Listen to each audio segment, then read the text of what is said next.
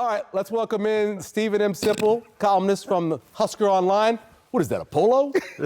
Yeah. Yeah, nice. That's nice good. one. Oh, inside joke. Yeah, get inside joke there. You call this a polo? Yeah, you call it a polo. I think Yeah. so. So, windy, hot, they got behind, but emotionally, Nebraska rallied. You got to love that, seeing that again.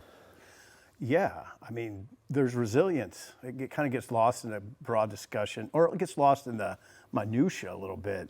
But it's really two straight games, in my opinion. Because against Michigan, they didn't go away. And in this game at 21-14, I thought it looked fairly bleak. Changed quick, though. Yep. And as Dana Holgerson pointed out today, so they get it to 21-21, and he said, we knew we were going to win the game at that point. Yeah. See, that's beautiful to hear. I was like, wait a second, it's 21-21. But in their minds, it was over.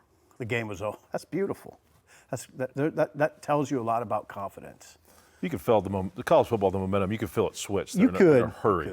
And they were going into the But it was Yeah, really and quick. it went to switch, right? But It was yeah, really quick because it went from dead in the water to, Well, look how here we quick it go. switched on Nebraska, up 14-0. All of a sudden, 2 quarters later, you're down 21-14. It looks like you're in full control. Right. But you spoke to minutia and get in, the fine details.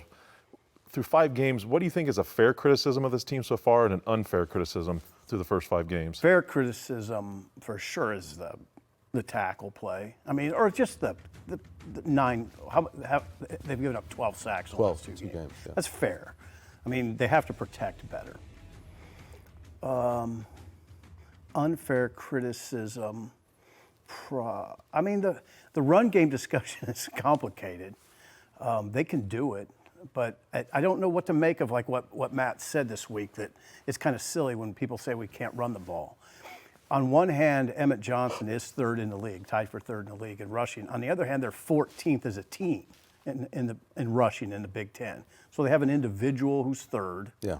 Good, tied for third. And Emmett runs the ball really well. He's gotten better. But as a team, they're 14th. Sack adjusted, though, to be a little bit higher. Sack adjusted, there's that, but I don't know. I just don't know how they want to approach it all the time. I can't get a handle on how they want to approach it all the time. That would be my sort of underlying criticism. I would give you, I don't want to ask a leading question, but depending on how you'd rank the coordinators, would you think that the criticism of Coach Butler has been unfair, given the fact that Sorsby and Childs have both had Has he their been worst games? criticized? Just the Michigan game. That was me. I'm sorry. Go ahead. I look at them statistically getting off the field on third down, scoring defense, fast defense. It seems like he doesn't get near the benefit. When it comes to offense, it's, they need to execute better. Yeah.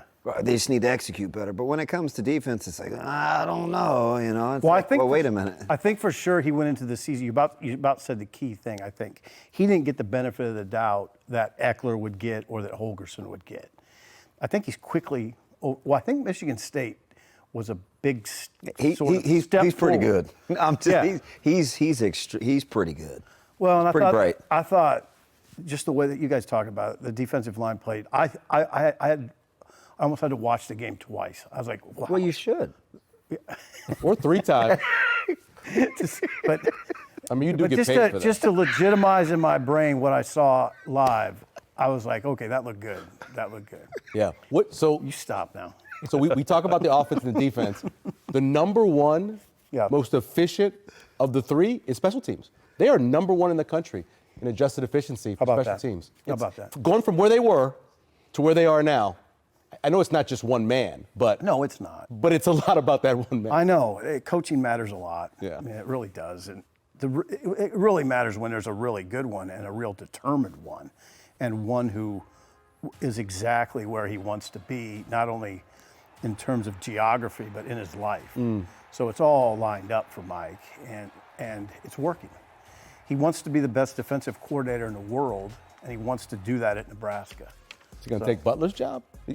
Or excuse me, special teams coordinator. No, don't start Get that. you in trouble. Yeah, you get me in big trouble with the head coach. But no, he wants to be the best special teams coordinator in the world, and he wants to do it here. So I would. and he's got some guys, by the way. I wouldn't undersell, or would you, the fact that He just refuses to have a bad day. Like He's how that much? way. Like how much? What you think Nebraska's doing is their temperament, like their belief factor in terms of just moving on. Their AD doesn't complain. Their coach doesn't complain. Like they just attack the day. It has to permeate, don't you think? Yeah, I think for sure. And Eckler has always been that way. And I do think it definitely helps special teams. And, he has 2 offices, one right by the weight room. It all makes sense. Now, he can wear you out a little bit. But, That's what Coach Rule said, yeah. but I mean, if you let him, I like positive. Yeah. He's He's like a whole hour of He's this? a I little can't do it. loud, but I'm not as big on he's positivity. he's positive. Well, that's where the rub Yeah, is. we're all like, right. Jay, was there a coach? Because I always talk about teachers inspiring you, but was there a coach? Because how many former players came along and said, you need to hire Mike Eckler? Was there a coach like that for you?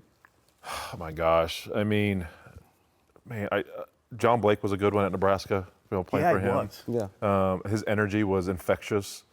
Not a good X's and O's coach, but just He could recruit. But he could recruit. He became a head coach, Jay. He brought. Oh, He won 5 games. he wasn't. I love it. He wasn't. I got you. Hey, a spade is a spade. All right. Yeah. But you loved to play hard for him. He had an infectious energy. All right. Yep. So that was good. Jason Tarver, when I was in San Francisco, that was a tough position for me, going from a defensive end to a 3/4 outside linebacker. Patience. Patience. Was patient with me. I struggled for my first 2 years heavily. It's like trying to learn to throw left-handed in the major leagues. Oh, God, really? So patience with me was key in just slowing things down for me. So he was a good one. But no, I mean, Coach Eckler, I said he's going to change this thing when he first stepped on campus. I said he's going to at least get us. He's at least worth 2 wins. But last time I was at practice, just a couple weeks ago, I said, what's up, man? He said, how you doing? I said, good. He goes, are you good or are you great? that's That's right. just what he does. It's like, no, I'm great. You're right. You're like He's that way. He raises just the level of Yeah. expectations. That's what he brings to the table. He would say I'm just good. Fair to middle. I ran into him this summer and I said, what's the good word? And he said, playoff. Oh, I love it. So that positivity. It's okay to say that. Yeah, you and know that- me, like I'm gonna ride with that. Right, that positivity, though, it is infectious. It really is. Because how you know when a guy on the other side of the ball, who is the offensive coordinator, is talking about getting hit by Eckler and being a part of the whole That's thing. so And the funny. tight ends coach talking about was excited to see the block happen. Right. That's permeating Yeah. the program. It's helping too. I don't if it hasn't been. It's been worth a win maybe so far, and it'll continue. mean, to be that- I big. mean, Here's the Michigan thing State, about yeah, sure. it. It's been good, but it could have been better so far. I mean, there's some things they left out there too. Left a block against Cincinnati. Should have blocked a punt against Cincinnati. Probably should have had a kickoff return. Right. They're, And they're Barney gonna maybe get one could've against scored. Maryland. What? Which A one? kickoff return. You think so? Yeah, Hello. I do. Oh, I completely agree with him. They're the worst kickoff coverage unit in the Big Ten, and they're giving up about 28 yards overall. Well, they don't kick it in the end zone. Well, they can't. 58 yards is as far as they kick it. They're the they're- shortest kickoff they- in all the Big Ten. They better be careful there. Yeah. Okay. Good to know. Got to have the right guy back there. Good to right? know. Because Correct. you know how difficult that can be. Very much so. Because you're not. The punt return is so different than the kickoff return. Yep, I you know? agree. I agree. That it's there. You got to go. Get through that hole. You might need it in this game too. I like being able to do both, so I'm always going to back Pat me. But Yeah. I played with a couple guys. One was all pro, Michael Bates. Yeah. Oh, Michael Bates is great. He couldn't catch a punt to save his life. Yep. Ishmael returned punts and Bates returned kickoffs. They are two vastly different skill sets. It is. Sip, looking forward, and I know you're not supposed to look forward, but these 2 road games in a row, tougher one, Maryland on a Saturday or that Friday night game at Minnesota. Maryland's better as a team, I think. They got more I'll dudes. say Maryland. I'll say Maryland because I've seen Minnesota, stationary quarterback, young quarterback. Yeah. They're really physical. Nebraska's physical enough to handle it, though. I'd say Maryland's a little tougher. You agree with that? I'm gonna rock with Sip. Whatever he says right now, I just want some of that good karma. So Yeah, that's I a mean, good if idea. you had me on next Tuesday, I would tell you Minnesota. No, you would not. But for right now, I'm gonna say Maryland. These next 2 games are telling, man. Just to see how this team can handle the emotional ride. I mean, they're flying out 2 days early for this game. I was gonna say, do you like how that shook out? For 6 months they thought they were gonna get the 11 a.m. kick, and Obviously, Michigan State has homecoming, so they get first pick. I think it's great that they're going Thursday. I think you do too. whatever you have to do within reason, and that is within reason. I like it. I like it. And NFL teams do it. You know, sometimes you got to get out there early. But you look at that. Then you get Northwestern when you come back home, and that last four, man. I don't know what you thought of the last four before the season. It doesn't feel the same anymore. No, it doesn't. It is an Electric Company, Sesame Street kind of feel. What are you It's going not to the same. What are you going to do if Michigan goes to Los Angeles and wins? I don't know. What should I do? We're not really worried about that. We're worried about the Notre Dame USC game is what we're worried about. What, But We're really worried about we're that. worried about that one, yeah, because that's a dinner on I'm that. not so worried. You should be worried. You should be worried. I got Notre Dame straight up. How about that? It's Casio. You do what you want to do. Casio. Whoa. Oh, yeah. I mean, Who are you getting a loan from? I don't need one. He does. Oh, that's right. Your boss is here. Sip, thank you very much, God sir. bless you.